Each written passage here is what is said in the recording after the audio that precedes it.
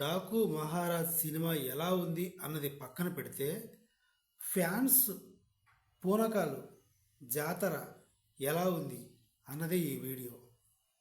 1 to 100 3 ముక్కల్లో చెప్పేస్తాను, చాలా సింపుల్గా.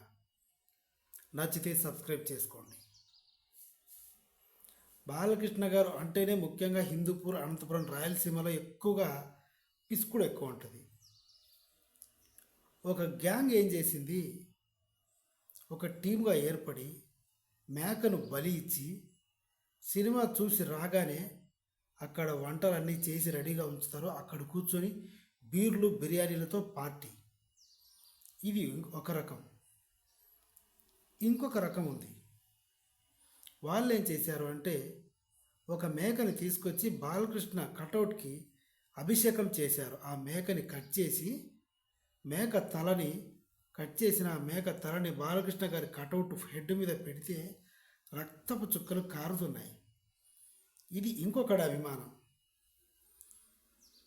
ఇంకొకటి అభిమానం ఏంటంటే ఒక కేసు బీర్లు తీసుకొచ్చి బీర్లతో బాలకృష్ణ విగ్రహాన్ని కడుగుతున్నాడు, కటౌట్ని.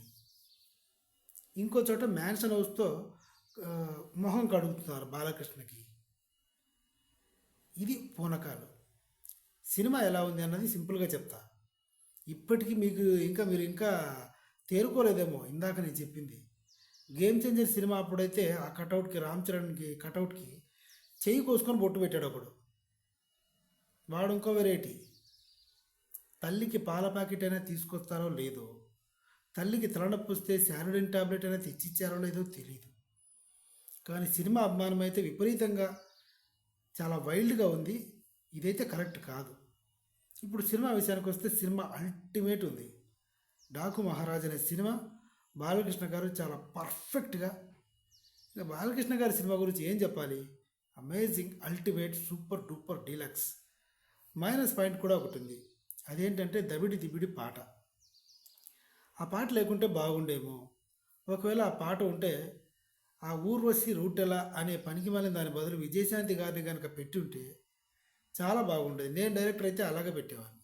సో నా ఎక్స్ప్లెనేషన్ మీకు నచ్చితే నా ఛానల్ తప్పక సబ్స్క్రైబ్ చేయండి. Thank you.